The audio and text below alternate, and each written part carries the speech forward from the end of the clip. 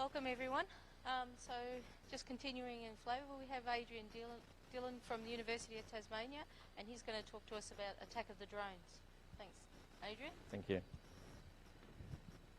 Hi everyone. For those of you here that were here at the previous session, Janelle Tamlin, she's also from the university. We gave out a number of Google Cardboard headsets. If you have those, she neglected to say that we've got a card in there and it takes you to some sites and shows you some links to go to see some virtual reality buildings and things that we have at the University of Tasmania. This is a talk, a Copernicus talk. It's equivalent to a TED talk. We've done these across our associate directors and even our CIO to deliver to the university community ideas on new technologies, how we're using them in the university and how they might be used more broadly. I predict in the next 3 years, marine, agriculture, journalism, and even paramedicine degrees will have course content associated with drone technology. In fact, we may even see our first bachelor degree in unmanned aircraft systems. But that's then. Where are we now? Drones have opened up a world of opportunity that might never have existed. But at what cost? And what are the risks? Check this out. You're a World Cup skier. All you want to do is get to the bottom of the hill as quickly as possible without wiping out. The last thing you expect to have happen is to have a drone drop out of the sky, missing you by centimetres. Not pretty, is it? Or you don't expect to be at the US Open tennis. Someone flies their own personal drone over. It collapses out of the sky, missing you again by centimetres. Or you go to an Enrique Iglesias concert, not that you necessarily would, but he has a drone there and he uses it to do a selfie. He grabbed it, cut his hands to shreds. That's blood on his shirt.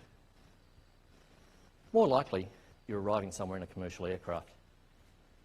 In Heathrow last year, there were 70 near misses of drones with aircrafts either taking off or landing. That really makes you think. Have you ever been attacked by a drone? Think about it. I'm sure you have. So where did drones first come from? Well, Austria was at war with the city of Venice in 1849. They had this really cool idea. Let's fly some balloons over with time-fused bombs attached. Worked really well until the wind changed. The first modern use of drones was in 1931. The Royal Navy had converted a Fairey 2F float plane to remote control, but by 1935 they'd perfected it with the de Havilland Queen Bee. They were so impressed, they showed it off to the US Navy, and the Admiral at the time was so impressed he asked one of his commanders, replicate that. He did, and in homage to the Queen Bee, he called it a drone. So we hear drones called a number of things. Unmanned aerial vehicles, so that's the actual physical airframe. Or you'll hear unmanned aircraft systems, so that's the airframe and then any sensor package attached to it. Or you might hear AUV, totally different thing. It's autonomous underwater vehicle, but still a drone of sorts. So, why now? Why are drones so prolific? Well, it comes down to a number of things. We've had remote control aircraft since the 1950s, but it's the advent of this smartphone. It's small, it's light, it has a powerful battery, it also has a gyroscope, it has GPS, and it's cheap, and they're getting cheaper by the day. So with this proliferation also comes concerns around physical safety, privacy, and some level of oversight. So we have the FAA, or Federal Aviation Authority in the States. Australia, we have the Civil Aviation Safety Authority, and they have rules. So both for commercial and also for consumers or prosumers. In 2010, there were only 12 users commercially of drone technology. In the last month, there's 770. So that's increasing. But there's quite a number of rules. People have asked me, why didn't you bring your drone along? Why didn't you play it in here? Well, I'm not within 30 metres of you. If I have an injury, I'm liable. Bit boring, I know, but sorry. In the States, since December 2015, you've actually had to register your drone if it's greater than 250 grams. When you think about that, that's not very big, so that's a lot of your consumer drones. Interesting thing is, you don't need to register your rifle. So, is this actually legislation getting in the way of innovation? Something to think about. So, registrations, 770,000 registrations of new drones since December 2015. And there's only 320,000 commercial aircraft registered in the US. So that just puts it in perspective. They're expecting 1.9 million drones in the US this year. So why now proliferation? Why are consumers and prosumers getting excited? Well, since the release probably around September last year of products such as the DJI Mavic Pro, they've got technology embedded such as collision avoidance and follow me, which makes it more exciting for people. Also, the price has dropped and it continues to fall with these capabilities. So, what about the commercial market? What we have is venture capitalists now scrambling to invest. So in 2016, there was about $240 million invested in drone companies. About 125 in this company, Mavericks, who do sensor imaging, basically crop analysis, and looking at the impact on the soil. We have companies such as Sky Futures. So they now do maintenance on maintenance and observations on oil and gas inspection platforms. And so, you know, this is quite novel. You don't need a helicopter, you don't need people rigged up to go down, and so the danger dissipates. Similarly, we have SkySpecs. They do a similar activity, but with wind farms, both offshore and also onshore. This one for me, being a skier, is a bit more exciting. This one's, you can't actually use a drone on a ski field. You might go onto YouTube and see people doing it. It's illegal in Europe, in the US and Australia. This company's got the rights to do that, and they'll be franchising that left, right and centre. So there's an opportunity to make some money. Now, when we look at logistic companies, they're always keen to innovate. And one of the bigger ones is Amazon. They're coming to Australia very soon. But they've just done their first commercial drone delivery. We'll be seeing more of that. Not to be left behind, we have people such as DHL with their own version. We have Australia Post and Star Trek Express as well in Australia. Not to be left behind, you can even order your pizza via drone. I don't know about you, I don't care how it's delivered, I just want it hot. So what's happening in Tasmania? In the north of Tasmania, we have a company called DroneAg. Again, they're working in the agricultural field. They're working with farmers up there, looking at, again, soil and crop yield. They're looking at 3D modelling for drainage and also dam design. We have a company called Evolution RPA doing aerial photography and imaging. Another company, Aerial Inspections, doing similar activity, but they're also doing cinematography. So a number of you might have seen the film or the series The Kettering Incident.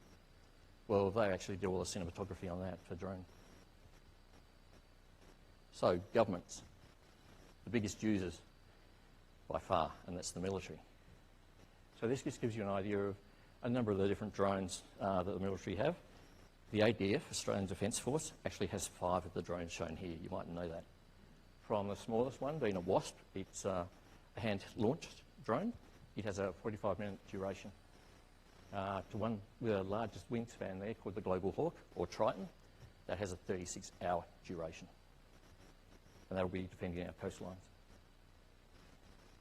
So, police, emergency services, they're also looking at drones. Just last week, there was an announcement of the Devon and Surrey Police are introducing a flying squad. So they're having a 24-hour drone squad that can actually follow up on incidents, track criminals, look for drugs in fields, that sort of thing. We've also got I suppose the Queensland, Victorian and New South Wales Police Force also looking at this. And again, they are using it for drug enforcement. They're also looking at it for activities where we might have a car chase. Someone then leaps out of the car, stolen it, runs away. They can fly over properties and look for the criminal. The issue there is, what about if they're flying over your property and you're doing something that might be illegal, or you're growing something that might be illegal? The legislation is really unclear. They could potentially prosecute you. So it's really unclear where the laws are with drones at the moment, privacy and also safety. Netherlands Police Force, what they're actually doing is using drones, birds of prey to bring down drones when they fly into restricted areas. Excuse me for a second.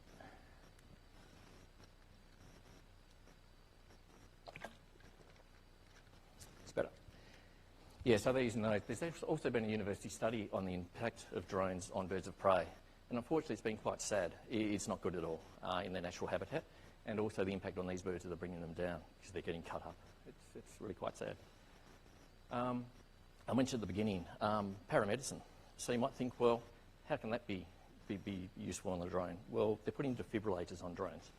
So imagine someone has a heart attack in their car, they're blocking traffic, the ambulance can't get through. They pull out the giant drone, fly it through, someone can use the defibrillator. So that's an example. In WA, for search and rescue, they're just adding this as a tool to their arsenal. They've already got four-wheel drive, they've already got helicopters, but this, again, is another tool that's proved quite useful. Surf lifesaving. Westpac helicopter is very expensive, obviously, to run. Now they've got drones. And at TAFE in Queensland, they've actually run a course to accredit people to actually fly the drones for the lifesavers. And as you can see, for all the modern technology and the cameras, you can really spot sharks miles away. You can also spot people in trouble. They're building bigger versions now that'll actually drop buoys down to people. So you'll have the Bondi lifeguards going like this on telly rather than paddling out, because they can just drop these. In Japan, about 18 months ago, when we had the earthquakes over there, had a lot of buildings collapse, a lot of fragile buildings, couldn't really dig under and see if people were there. So they actually used imaging technology, infrared, just to see if people would get the heat signatures and see if people were there.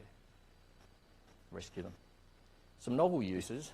This is one where two companies collaborated together, Zookle, that actually rents textbooks to students, and Flirty, which was a new drone company. And they proposed delivering textbooks to students on campus. That was in 2013. It's all gone very quiet since then. I wonder why.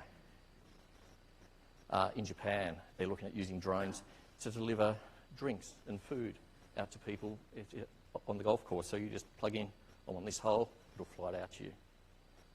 But you can't wait till the 18th hole, 19th hole. And those in Australia will know the story about the gentleman that flew his drone to Bunnings to get a sausage. He basically attached $10, had a little bag underneath, and said, yeah, this is great. Unfortunately, he filmed it, put it up on YouTube, and then had the authorities onto him. So he got fined about $15,000. So, again, he was flying over areas he shouldn't have. So, where are we going to see the increase in use? We're going to see it in infrastructure and construction, in agriculture, in consumer and prosumer use. So the value of the industry, it's a PwC report, they've predicted about $126 billion in the next 3 to 5 years. So that's a lot of money. And these are the areas where they're seeing the investment being made. So infrastructure and agriculture being two of the top ones. So with this investment, this means jobs. So what opportunities are there for us as educators? So they're looking at 70,000 new jobs that don't exist at this time in the US alone in the next 3 years. So where are those jobs? Consultants, pilots, payload specialists, engineers, maintenance specialists, with reasonable salaries. So that's just in the US, so what is it globally?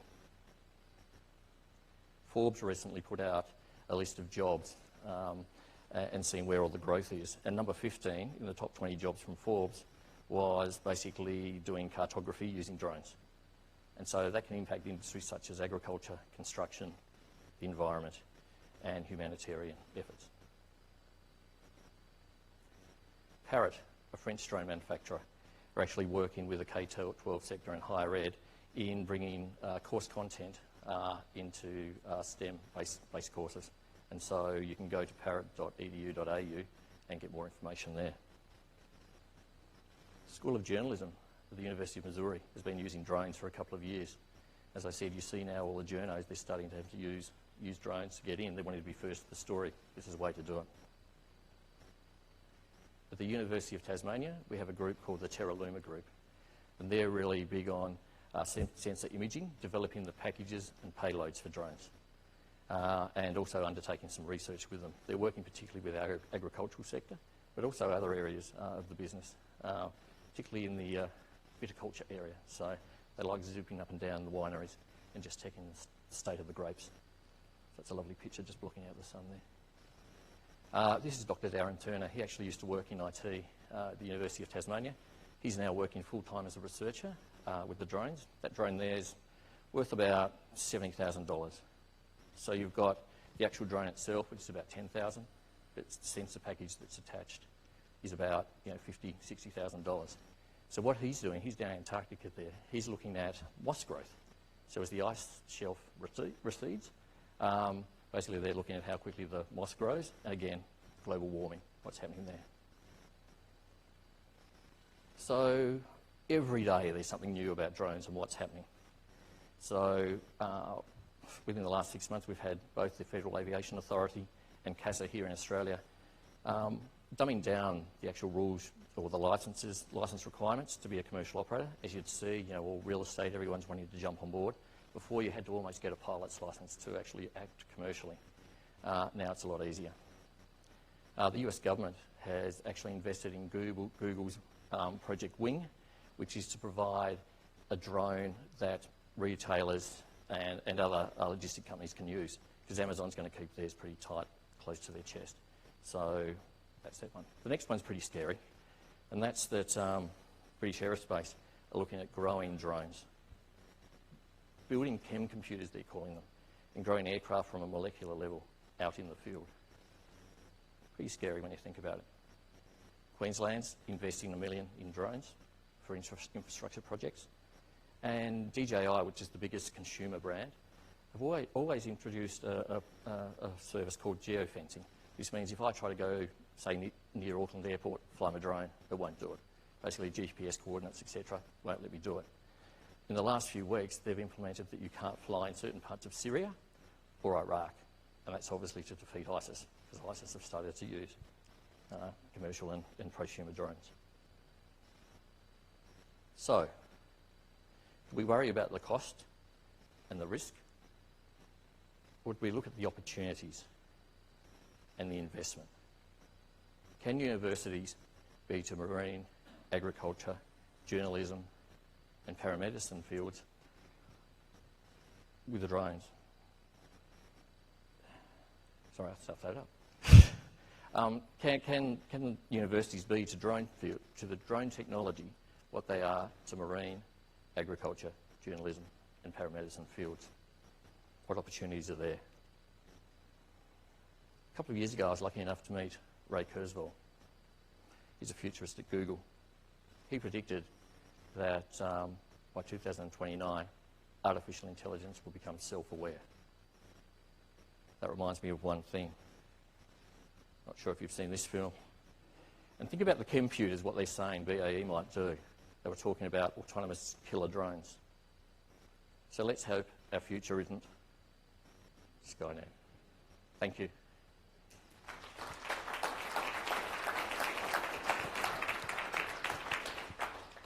Thanks very much, Adrian. That's very insightful. We've got time for some questions from anyone? Yeah. Angus from ARNet. I'm just curious about the work that your lab's doing with industry. Are there collaborations directly with industry that the lab's working on? Yeah, there are. Yeah, with a number of vineyards, some of the bigger agricultural agencies up north as well. But they're also looking not just within Tasmania, but also nationally where the opportunities are. They're becoming quite well known for their sensor packaging and development. Okay, well, if you could join me in thanking Adrian for his presentation today. Thank you.